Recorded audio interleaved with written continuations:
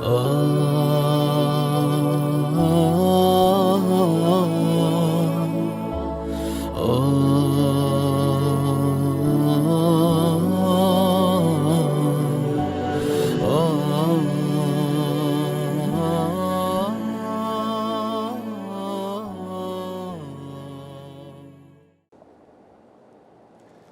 خدای بخشندەی میهرەبان،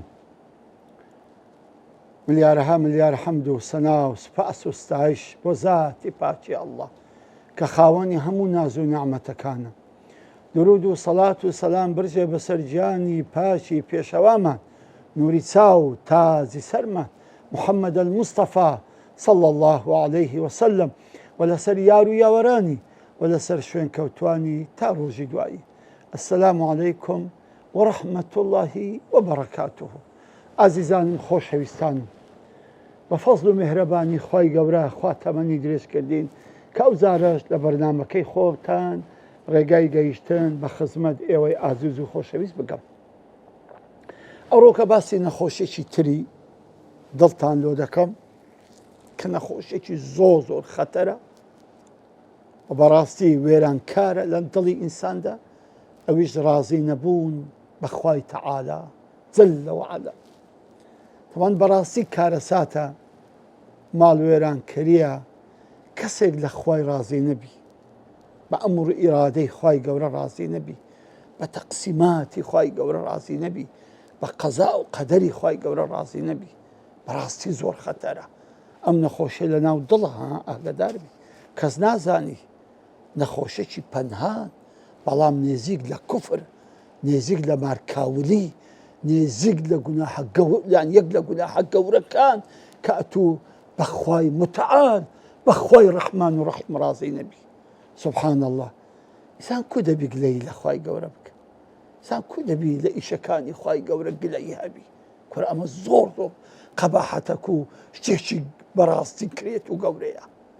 بچکە خوای گەورە بە مطلقی ڕەحمەتی تو ڕەحمەتی خۆی لەگە تو دەزولێتەوە. خوای گەورە بە مطلقی ڕەحمەتی خۆی لەگەر بەندەکانی خۆی دەزولێتەوە. واللهی خوای گەورە ئەگەر بە عەدلی خۆی لەگەرمان بزولێتەوە ئێمە وێران دەبین، واللهی زەرەرمانە، واللهی هەر هەمومان ئەسفەل سافلی خۆمان دەبینینەوە بەس بە عەدلی خۆی لەگەرمان بزولێتەوە. بەڵام خوای میهرەبان بە فەزلی خۆی بە ڕەحمان و ڕەحیمی خۆی لەگەر ئێمە دەزولێتەوە. لەبەرەوەی خوای گەورە ئەو هەموو ئەندامە جوانەی داینێ، ئەو هەموو ناز و نیعمەتە جوانەی داینێ، هەتا ئێستا ئەمە شکرانەی ناز و نیعمەتەکانی خوابان پێ نەکردووە. هەتاکو ئێستا قەرزداری بە ملیار حەمد و سەنای خوا قەرزدارین، لەبەرەوەی هەموو ناز و نیعمەتەی پێبەخشیون سەرباری ئەوە گوناه بە ناز و نیعمەتەکەی خوای گەورە دەکەیت. یعنی سبحان الله، ئەمە بەڕاستی ڕازی نەبوون بە قەزا و قەدەری خوای گەورە و بەخوای متعال عەکسی شکرە. بەڕاستی ئەمە خەتەرە. شکر ئەوەیە تو ڕازی بە هەموو ئەمر و ئیرادەی خوای گەورە، بە هەموو ناز و نیعمەتەکانی خوای گەورە. بەڵام ئەو کەسەی ڕازی نی کۆرەیە بەرامبەر ناز و نیعمەتەکانی خوا، کۆرەیە بەرامبەر فەزل و چاکەکانی خوای گەورە، هیچ نابینی.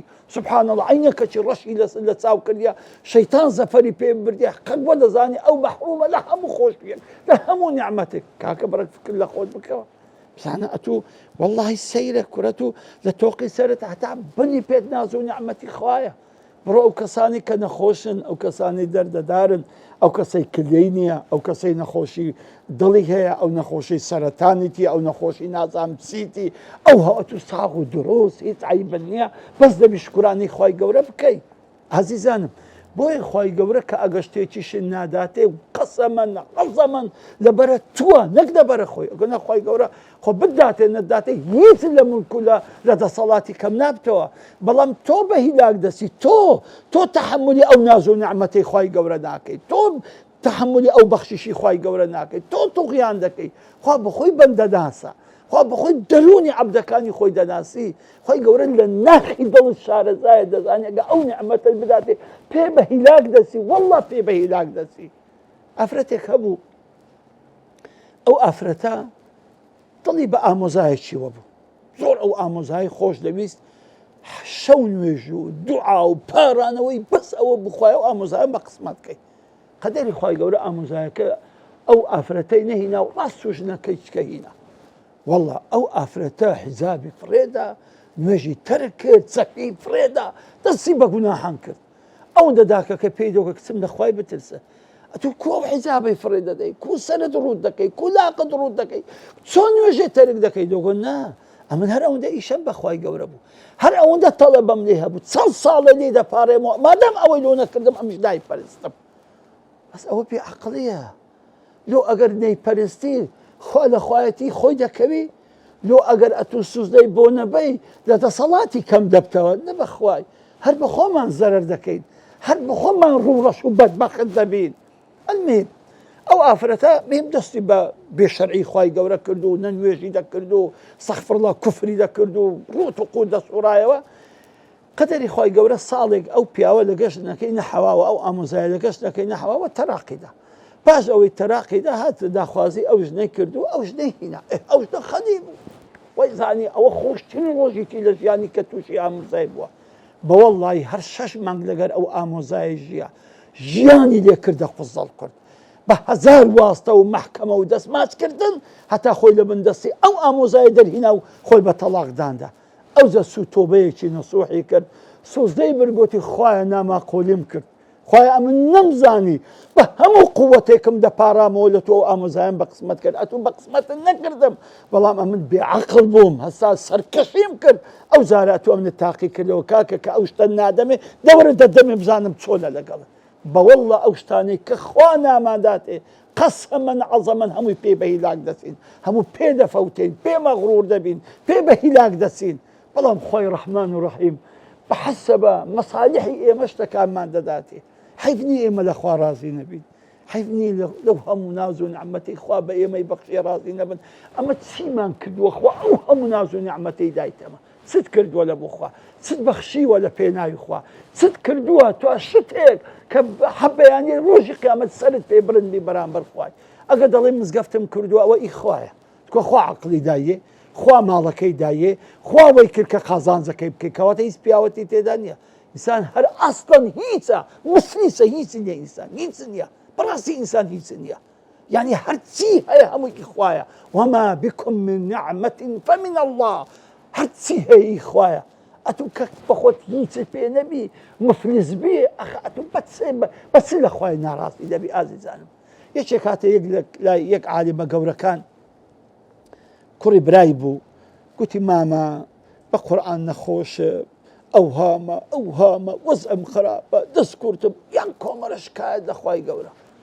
فەرمووی باشە کوڕی خۆم، برازا شیرینەکەم، با دوو قسە لەگەر بکەم، حەزت لێیە مەسەن بە لوغەتی ئەوڕۆ ئەوا قسام بکەین؟ ئەو باسی پارەی قەدیمی دەکرد، بەس ئەم باسی پارەی ئێستا دەکەم.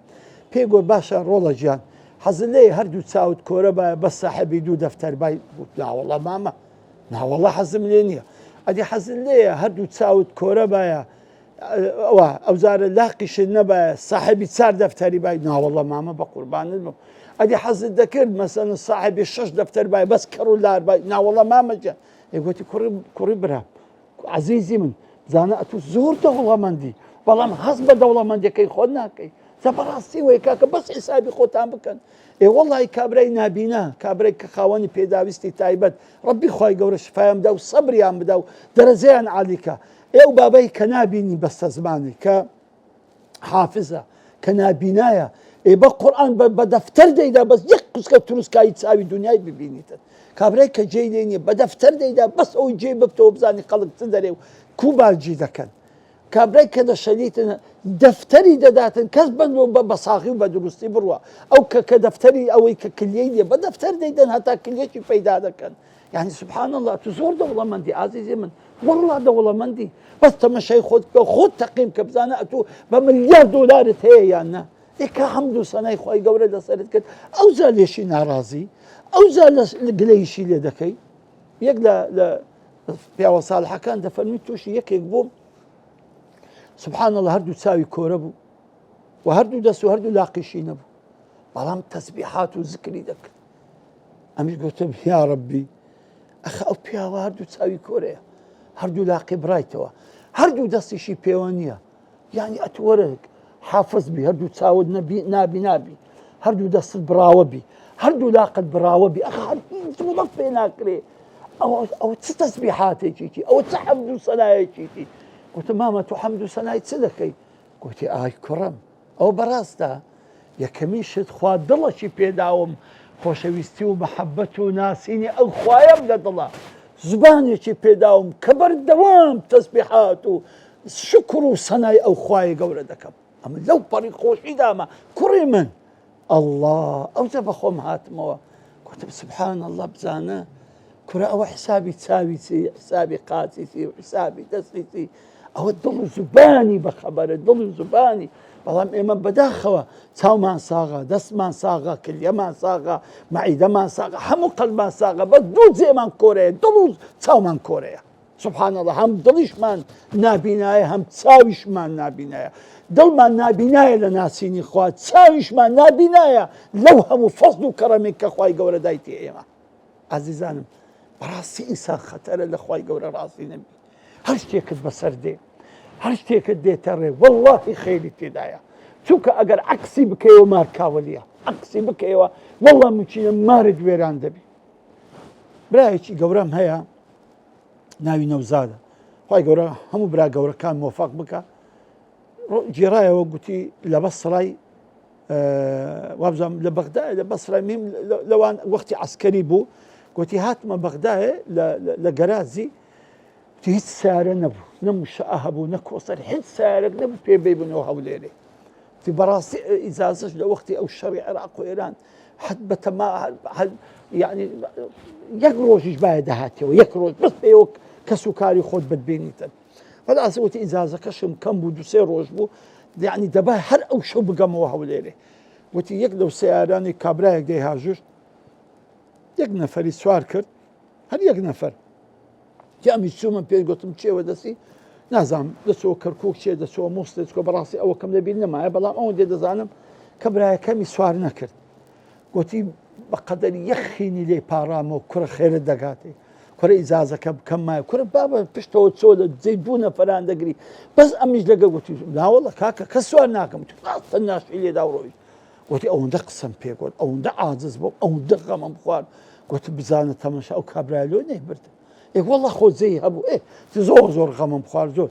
گوتی خوای گەورە وەی کرد حەد دەدەقەت چارێکێک پاشای گوتی کۆسەرەکات ها گوتی وەڵا خۆمان تێڕاو کرد و چون سواری کۆسەرەکەی بود ڕۆیشتین گوتی لەڕێ ئەو سارەی کە ئەمنی سوان نەکرد دڵی ڕەق بوو کە سەد قسەم پێگوت سبحان الله گوتی وەرگەڕا بوو ئاگری تێبەر بوو سایەقەکە و نەفەرەکەی هەردووچیان بردبوون.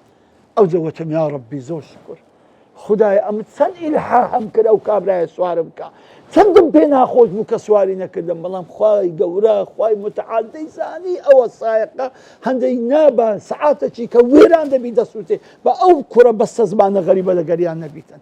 سبحان الله بە هەموو قووەتی خۆ دەتەوێشتەکرد بە قسمەت بخوا بە قسمەتت ناکە چونکە ئەو ئیشە وەڵڵا ببی تۆ وێران دەبی. خوای ڕەحمان و ڕەحیمە بەڕەحمان و ڕەحیمی خۆی لەگەرت دەزولێتەوە نەک بە عەقڵی قاسری ئێمە هەموو شتێکمان دەوێت نازانە ئیشە خێری پێوەیە یان شەڕی پێوەیە. جا بەڕاستی ڕازی نەبوون بە هەموو ئیشەکانی خوای گەورە کوڕاوە زۆر زۆر خەتەرە. بۆیە ڕوکن ئیمان یەکێک لە ڕوکنی ئیمان ڕەزامەندی ئیمان بەچی بە قەزا و قەدەر. ئیمان بە قەزا و قەدەر یعنی ڕازی بوون بە هەموو ئومورەکانی و قەزا و قەدەری خوای گەورە هەم لە خێری هەم لە شەڕی ڕازی بوون بە هەموو قەزا و قەدەری هەم لە خەیری هەم لە شەڕی. ئەو زۆر میمە ئەوەی خێرە ئەلحەمدولله خوایە شکرانێ و سپاسی تۆ دەکەم کە ئەو هەموو ناز و نعمەتە و خێرت پێبەخشیم. ئەگەر شەڕیشە هەر سوپاسی خوای گەورە دەکەم چونکە ئەم شەڕە شەڕێکی گەورەتری گەڕانتەوە ئەم شەڕە بەڵایەکی گەورەتری گەڕانتەوە. یەقینن بی ئازیزی من ئەوەی نەخۆشی ئەوەی کێشەت هەیە ئەوەی مشکلەت هەیە ئەوەی لە سزنی ئەوەی لە ناو غەم و پەژارەی ئەوەی قەرداری ئەوەی کە هەموو بەڵاو موسیبەتەکانن واللهی ئەو حاڵەتەی کە تێدای نعمەتترین حاڵە کە ئەتوو تێدای یان ممکنە بری بامەسە کو نعمەتترین حاڵە کو باشترین حاڵە. واللهی ئەگەر خوای گەورە پەردەی غەیبت لۆ بکاتەوە وەزئی خۆت ببینی ئەوەی کە تێدای هەر ئەوەی هەردەبژێری چونکە ئەوە سەلامەتترین شتەکات و ئێستا تێدای. سبحان الله لێ دەفەرمون عولەما دەفەرمین لەو اطلعتم الغەیبە لاخترتم الواقعە. لەما دەفەرمون ئەگەر خوا غەیبتان پێ پیشان بدا و لۆتان پەردەی لا بدا و ببینن دەفەرمی ئەوەی کە تێدان هەر ئەوەی هەردەبژێرن چونکە ئەوە باشترین هەربژاردەیە کەواتە ئەوەی خوا بۆت هەردەبژێری باشترین هەربژاردەیە ڕازی بە ئیشەکانی خوای گەورە ڕازی بە فەرمانەکانی خوای گەورە ڕازی بە نەهیەکانی خوای گەورە ڕازی بە کارەکانی خوای گەورە ڕازی بە ئیشەکانی خوای گەورە ڕازی بە هەموو بەڵاو ناخۆشیەکانی خوای گەورە چونکە بەڕاستی ئەوانە هەمووی لۆت و بۆت ئەگەڕێتەوە بە خێر و بەخۆشی چونکە ئەمە ئیمتیحان دەکرێن کە ئیمتیحانیش دەکرێن چ بەخۆشی چ بە ناخۆشی دەبێ ئێمە بەڕاستی حەوڵ بدەین لەو ئیمتیحانە ناجح بین وەنەبلوکم بالخير والشر فتنة خواهي قولة دفرمي إيوة تاقي دكينوا هم بخير هم بشر تخير بو تشر أتو راضيبا رضي الله عنهم ورضوا عنه أو يقل صفتي